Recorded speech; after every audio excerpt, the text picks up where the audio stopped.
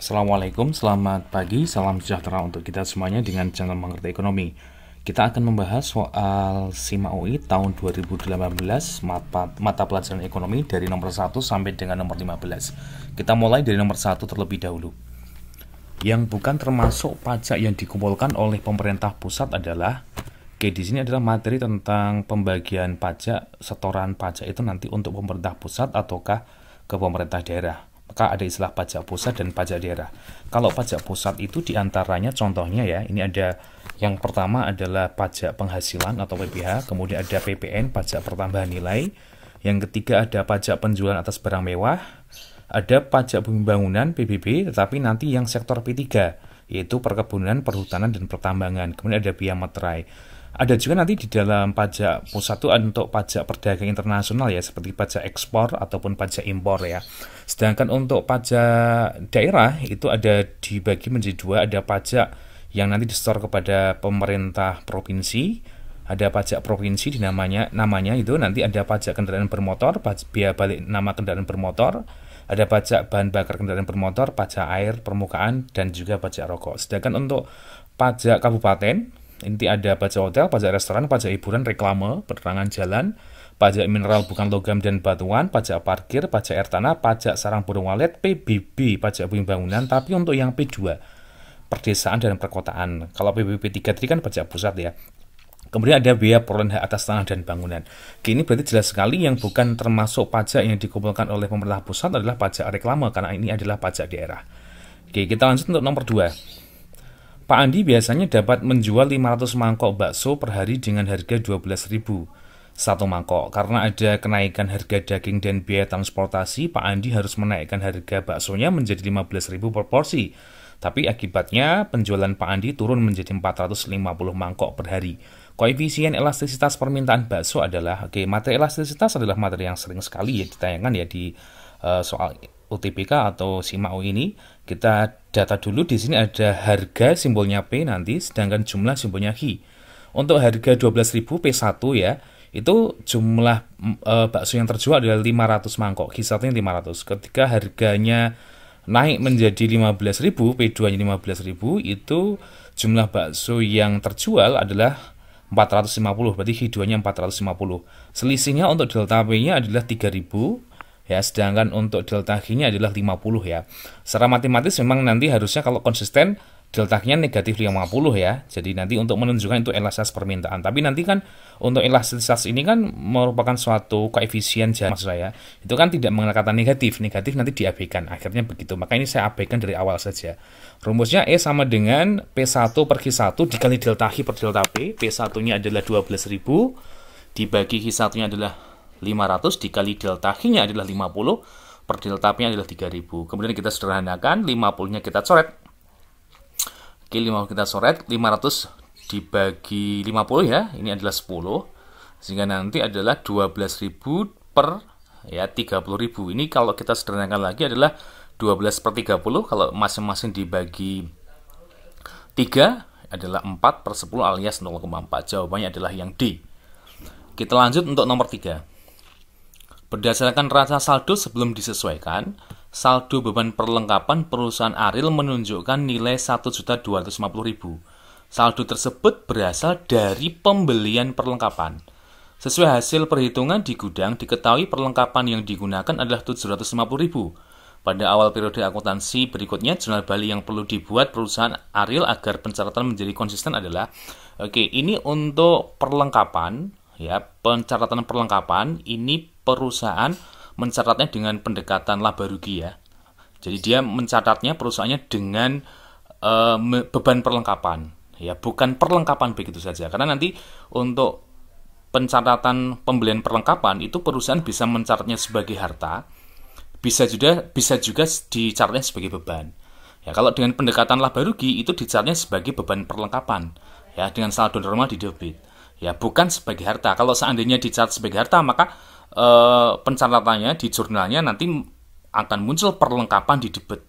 Ya, jadi di sini perusahaan dari awal pembelian perlengkapan itu toh nanti akhirnya akan dipakai kan begitu ya. Maka dari awal karena nanti dipakai ya udahlah dari awal dicatatnya sebagai biaya ya, atau beban perlengkapan begitu. Maka pencatatannya sebagai bahan perlengkapan.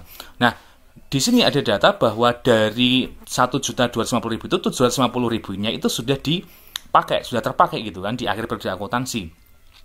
Berhubung kalau ini sudah dipakai, berarti ini kan berarti sudah konsisten, berarti sudah menjadi beban. Jadi kalau perlengkapan kalau sudah dipakai itu statusnya menjadi beban perlengkapan ya. Nah, meskipun di awal tadi sebenarnya perlengkapannya itu ya belum dipakai sih sebenarnya, tapi pengakuannya sudah dari awal sebagai beban perlengkapan. Nah, ini kalau yang 750.000 itu yang sudah benar-benar dipakai adalah 750.000 ini kan gitu. Ya, berarti ini apa? Kalau sudah dipakai berarti sudah sesuai. Yang justru yang belum selesai adalah yang mana? Yang belum dipakai, yaitu angka 500.000, yaitu statusnya masih perlengkapan. Ya, karena belum dipakai maka statusnya masih perlengkapan, maka jumlah penyesuaiannya adalah perlengkapan di debit 500.000. Nah, untuk sementara beban perlengkapannya di kredit 500.000. Ya, karena ini belum terpakai kan gitu. Nah, nanti di awal periode akuntansi untuk jumlah pembaliknya tinggal dibalik aja nih. Ya, jumlah penyesuaian adalah beban perlengkapan di debit, perlengkapan kredit 500.000. Oke, ini jadi jawabannya adalah yang C ya. Kita lanjut nomor 4. Dalam proses produksi, kenaikan output sebesar 2 kali lipat ya, akibat penambahan input sebesar 2 kali lipat dikenal dengan istilah. Ada 3 istilah nanti ketika suatu perusahaan menambah input atau menambah faktor produksi ya. Yang pertama ada increasing return to scale. Ini apabila penambahan input, kenaikan input ya dengan penambahan kenaikan output ternyata lebih besar kenaikan outputnya. Jadi kenaikan input cuma sedikit ya, tapi pertambahan output atau hasilnya itu luar biasa. Barang dan jasanya meningkatnya luar biasa. Persentasenya berlipat ya dibanding dengan kenaikan input. Berarti ini namanya increasing return to scale.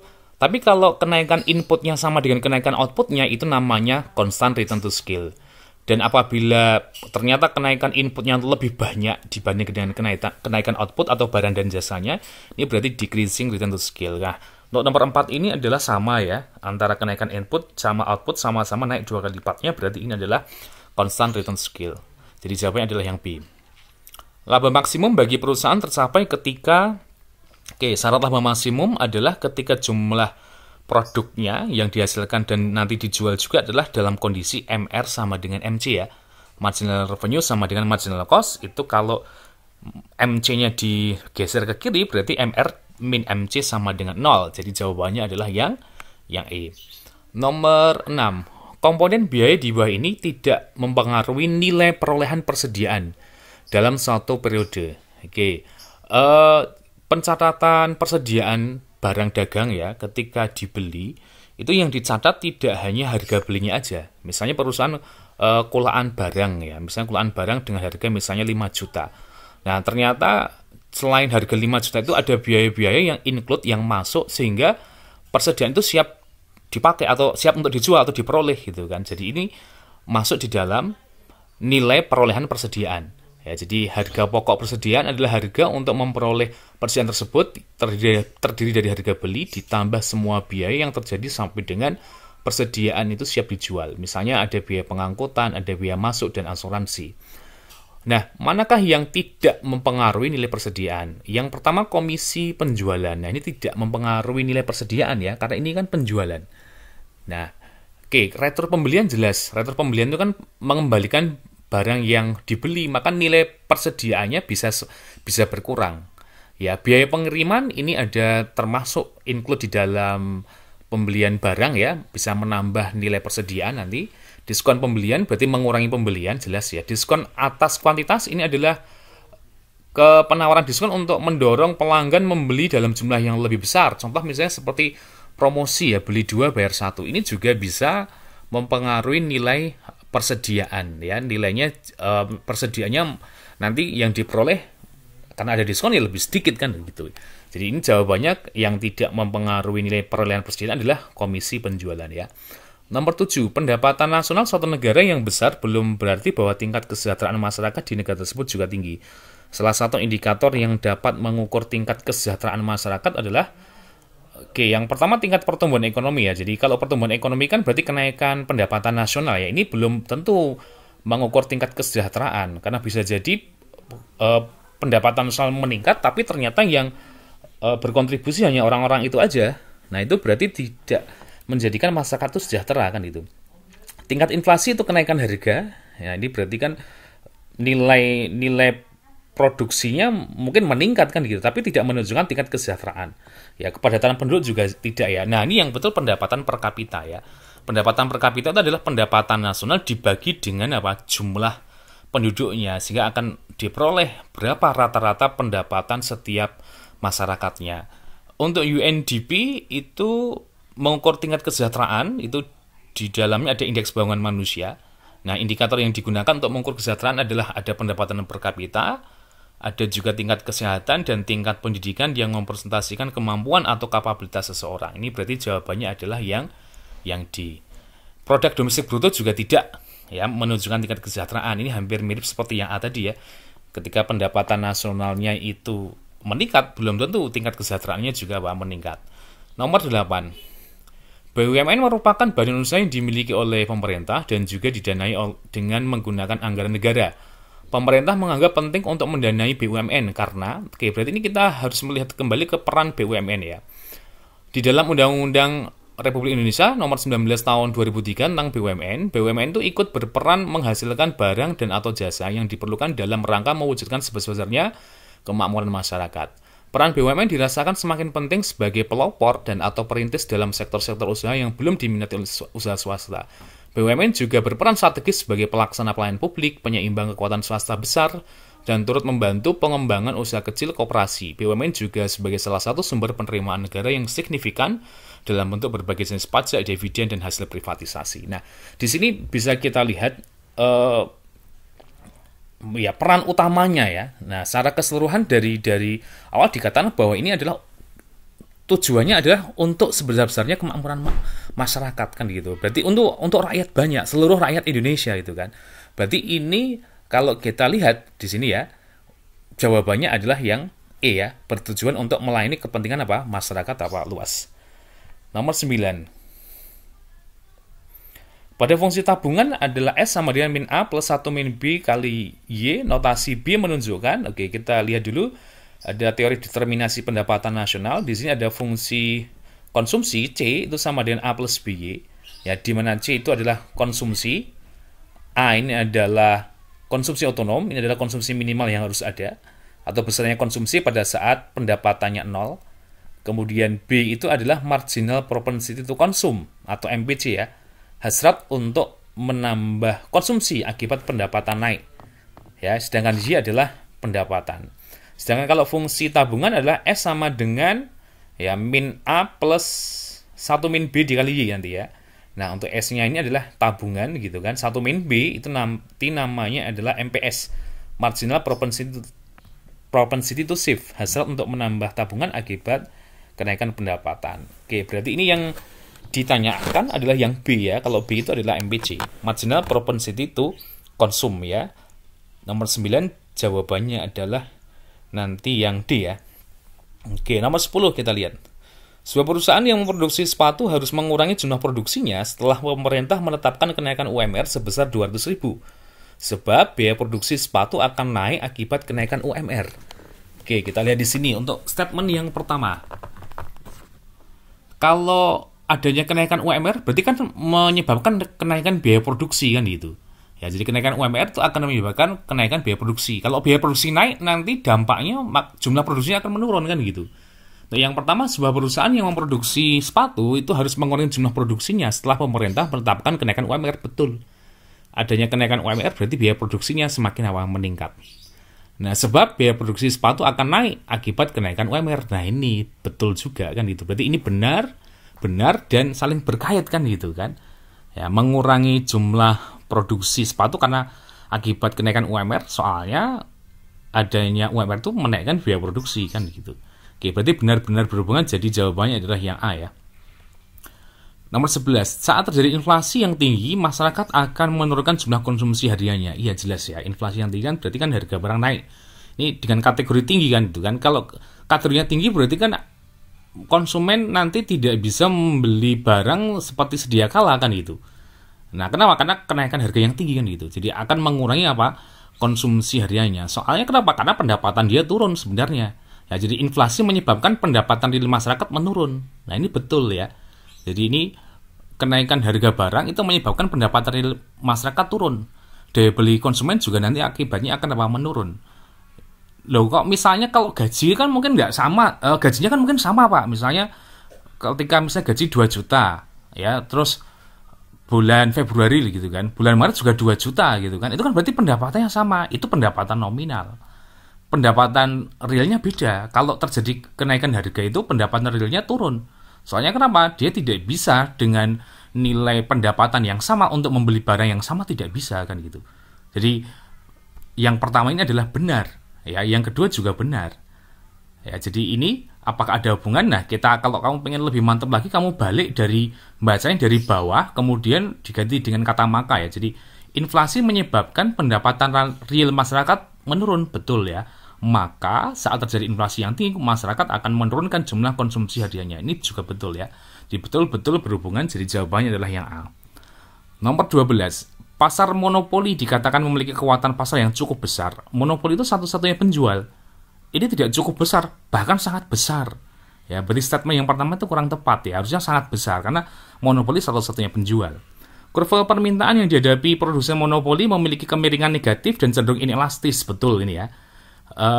Di pasar monopoli memiliki kemiringan negatif. Kalau harganya mahal atau terlalu mahal juga, konsumen juga tidak bisa beli. Dan memang sih cenderung inelastis ya, karena dia hanya satu-satunya penjual, ya, nggak bisa milih konsumen gitu kan. Maka ini untuk statement pertama adalah salah.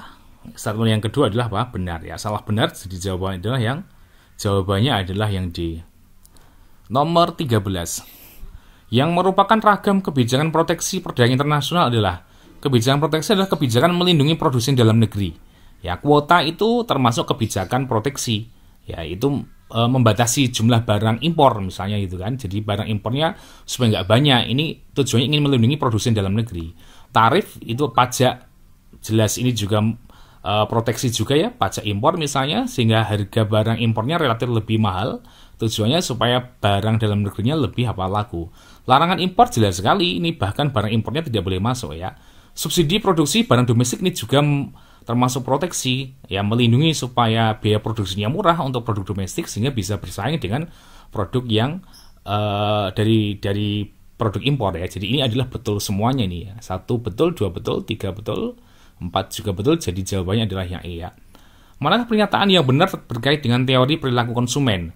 Oke, ini perilaku konsumen dengan pendekatan ordinal karena di jawabannya adalah kurva indifferent semua ini ya. Jadi ciri-ciri dari kurva indifferent ini adalah menunjukkan kepuasan yang sama di antara dua output yang dikonsumsi. Ya, jadi misalnya ini ada dua barang, yaitu barang X sama barang Y. Misalnya pilihan A sama pilihan B itu kan pilihan konsumsi barangnya kan berbeda ya. Untuk A ini kan Y-nya lebih banyak dibanding X-nya. Sedangkan kalau B ini kan sama-sama gitu kan. Tapi kalau mereka masih dalam satu pergerakan kurva yang sama, indifferent curve yang sama, ini adalah kepuasannya sama. Yang kurva indifferent tidak saling berpotongan, ini nanti betul ya. Jadi kurva indifferent itu tidak akan berpotongan, berbeda-beda. Kepuasannya berbeda-beda. Nomor 1 itu betul. Kurva indifferent menggambarkan titik-titik kombinasi harga barang dan jumlah barang yang ingin dikonsumsi. Salah ini ya. Jadi kurva indifferent menggambarkan titik-titik kombinasi konsumsi dua barang yang akan memberi kepuasan yang sama. Ini jelas salah. Ya, berarti nomor 2 salah ya. Berarti 1 betul, 2 salah, 3 otomatis betul ya. Jika kita ingin meningkatkan jumlah konsumsi barang X, konsumen harus mengurangi jumlah konsumsi barang Y. Ya, betul ya. Misalnya A ingin pindah ke C, berarti A harus mengurangi Y-nya itu untuk menambah X konsumsi yang diinginkan. Oke, berarti 1, 3 betul. Konsumen mencapai maksimum kepuasannya ketika kurva indifferent berada di atas garis.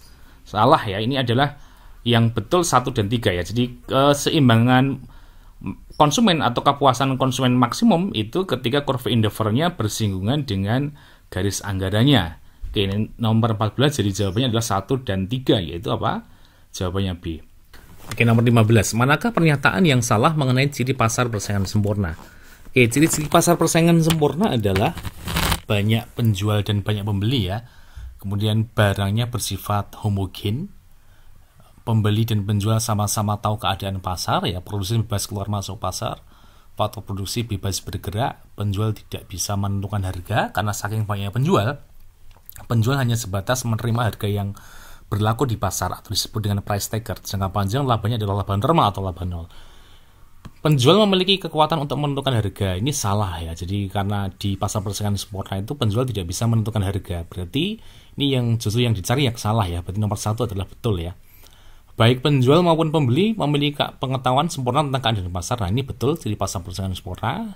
Tapi nomor 2 ini tidak dipilih karena ini adalah ciri pasar persaingan sempurna kan. Yang dipilih kan yang bukan cirinya kan. Berarti nomor 2 salah ya. Kalau nomor 2 salah, 1 benar, otomatis 3 benar ya. Barang yang diproduksi adalah diferensiasi, ini bukan ciri pasar persaingan sempurna. Karena pasar persaingan sempurna adalah barangnya homogen. Berarti jadi jawabannya adalah 1 dan 3. Jawabannya adalah yang B. Oke, sampai di sini dulu. Terima kasih, semoga bermanfaat. Assalamualaikum, salam sejahtera untuk kita.